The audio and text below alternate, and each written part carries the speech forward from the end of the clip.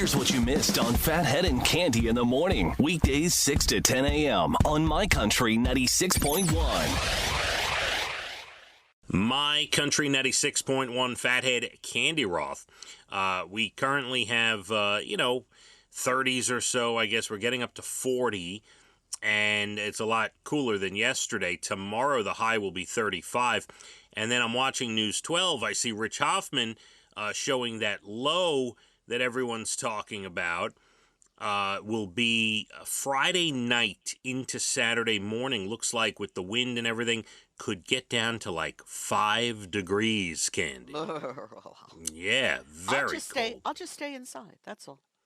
Yeah, you could do that. I mean, to each his own. I don't like this cold like that. Oh, I don't like it at all. All right, you'll have to deal with it for a day. Some people love it. Some guys I know wear shorts throughout the winter. They don't care. Are you one of those? No, I wore shorts till about, I don't know, October, like mid-October-ish, somewhere in there, and then that's it. The jeans go on. That's it. Thank heaven, because those guys are crazy. Yeah, no, I can't. I mean, I understand why maybe delivery people do it. They're running, they're, running around door to door and whatever. Sometimes you see the delivery guys in the shorts, but no, I have a certain ending point. I switched from my regular Crocs to my fleece line Crocs around the end of October as well. Do you know how ridiculous you sound?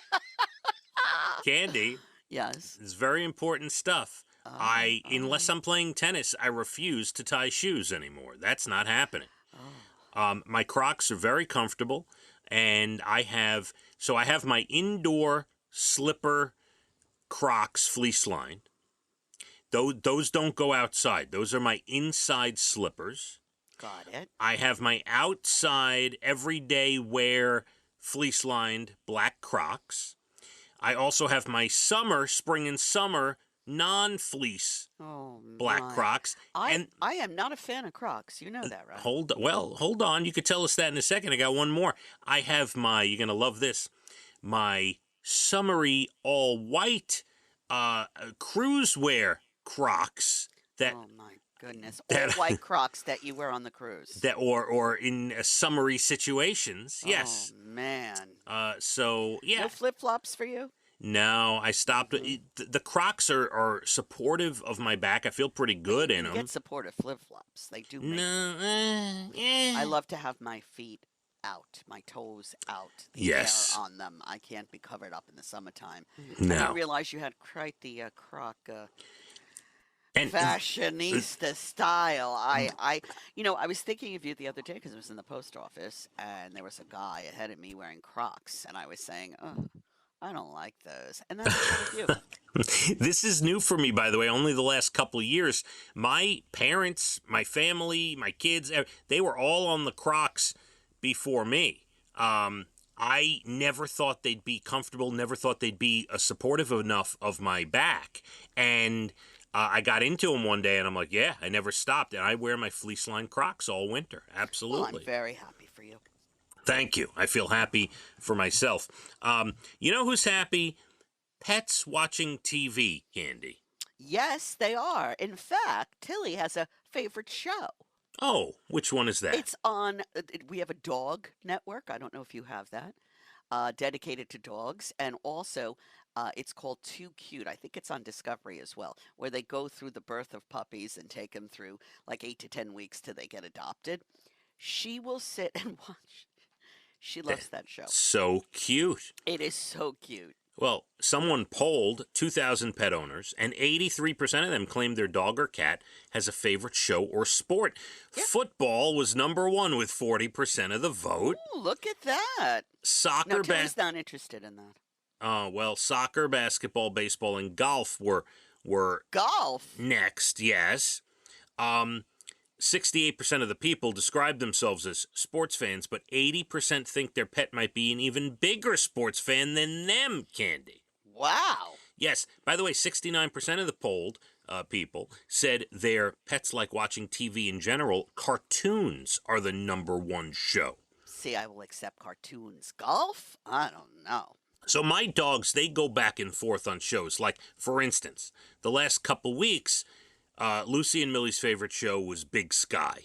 They really enjoyed that with me. Gee, did that have anything to do with the fact that you were watching it nonstop? Well, maybe yesterday their favorite show was the Pez documentary. Yeah, You know. I see how we're getting the favorite shows now. It's what you want to watch. And Millie asked me to put on The Aviator with Leonardo DiCaprio from 2004.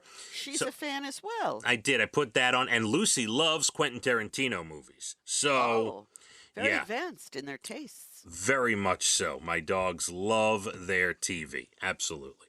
Don't we all? Candy, today is National Hot Chocolate Day. Who doesn't love a good hot chocolate?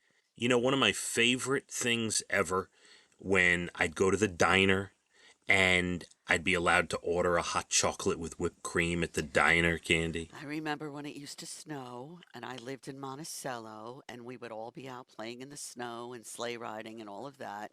And the greatest thing is coming in, getting dried off, and having a hot cup of chocolate. So good. I know this has nothing to do with hot chocolate, but every time you mention Monticello, I think about your job when you were a teenager, Yes. counting money in the bowels of Monticello Raceway. Yes, yes, yes. It was like Chris Rock in New Jack City. Everyone was naked down there. They were not naked. Stop it now. So It was the dirtiest job I've ever had. tell us. I love this story, please. Okay, so part of my job was to go to all the stands from the night before, get their money bags, like the pizza stand, the ice cream stand, the soda. You get what I'm going, right? All the different stands. How old were you? I was maybe 19. And they trusted you with this cash.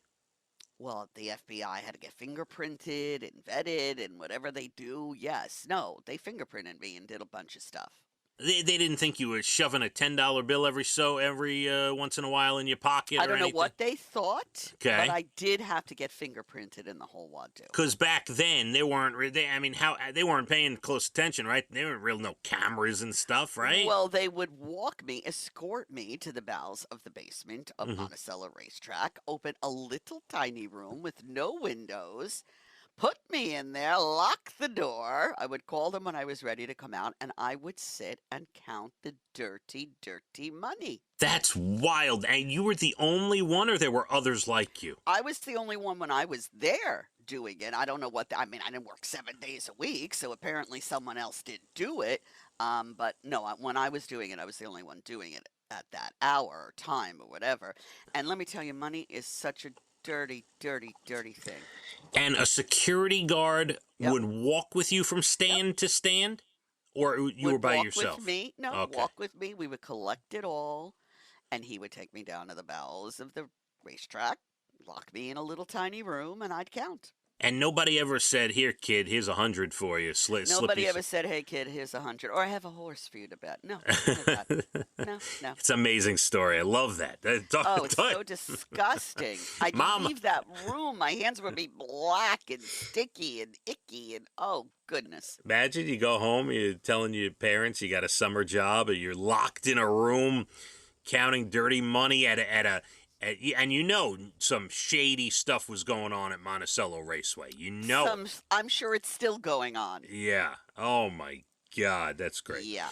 All that from National Hot Chocolate Day. Imagine Isn't that something? And I did not have a hot chocolate when I was done. Okay. It's also Inspire Your Heart with Art Day today.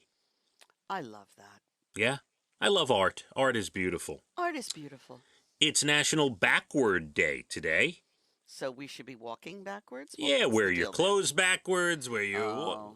all the different stuff. there? All right. And finally, it is National Plan for Vacation Day. I've been thinking about that. It's funny. It's today. Huh. Who knew? Nothing more fun than planning a vacation. And Candy, I have to reiterate, I know we talk about this all the time. When as a kid. Oh, we're not going on that cruise already, are we? No, well, we're actually less than 6 months to the next cruise. 6 months of torture. But going on vacation as a kid, they are your best memories. It is the best memories, the vacations with the family. I think about my incredible vacations to Florida and the Catskills and different places with my family. I so looked forward to it. Best time of our lives. And I love planning vacations and getting the kids excited, and you make the memories. It's great. Absolutely love it. Really, really is awesome. Candy, YouTube star Jimmy Donaldson, who's also known as Mr. Beast. You know Mr. Beast? I don't. Oh, with the restaurants and everything, and okay, so you'd love Mr. Beast. They got restaurants open, but they also help people doing great things for people. So Mr. Beast just helped 1,000 people see again by getting them all cataract surgery. Oh. He started with 40 people at homeless shelters and free clinics in Florida. Then a group helped him find 950 legally blind people all over the world who couldn't afford surgery. Wow. His video is great, especially the reactions when people see again for the first time. He also surprised a few of them with $10,000, and one kid got $50,000 for college. It's great stuff. You have to do some research on Mr. Beast. I will. It's what a story. He's a viral YouTube star. All the kids know him. He's a viral YouTube star and also opened a chain of restaurants as well. Wow. So does a lot of good. Yeah, really. I like that. Really, really great. Two 12-year-olds in Massachusetts were hiking last Wednesday and found a grenade in a pile of trash. They took a picture, remembered where they were, and went to get an adult. And the town's chief of police said they were very smart for how they handled it. It turned out it was a real grenade, Candy. Wow. Well, can you imagine if that blew up? Oh, my goodness. A small-town hardware store in Kentucky getting national exposure thanks to the owner's weird sense of humor. It's called J-Town Hardware, and he used to work there as a teenager. Now he owns it. Back then, he started putting silly lines on the sign out front, like Elvis buys his paint here, or our carpet cleaners will remove your blood. Now he owns the place. And installed a digital sign, so he goes wild with the funny phrases. And I love that in the little town, you know? Be a little creative. It's nice. Yeah, it's nice. Keep your town folk there on their toes. Candy, have a great rest of your day, okay? You do. I hope you feel better. I hope your sore throat improves. And also, Abby, we don't want anyone sick. And have a good day. Yes, appreciate that. We're going to be about 40 for the high. Tomorrow, about 35. We're getting colder as the week progresses. Then we'll warm back up next week, so be fine. Remember, those tickets on sale: Dylan Scott, Danielle Bradbury, March 21st. Parmalee, March 9th. Go get them at moles.com. That is Mulcahy's website. And big thanks to Ryan and Amanda, our great producers. Let's hit the roads. My Country 96.1. Phathead and Candy in the morning, weekdays 6 to 10 a.m. on My Country 96.1.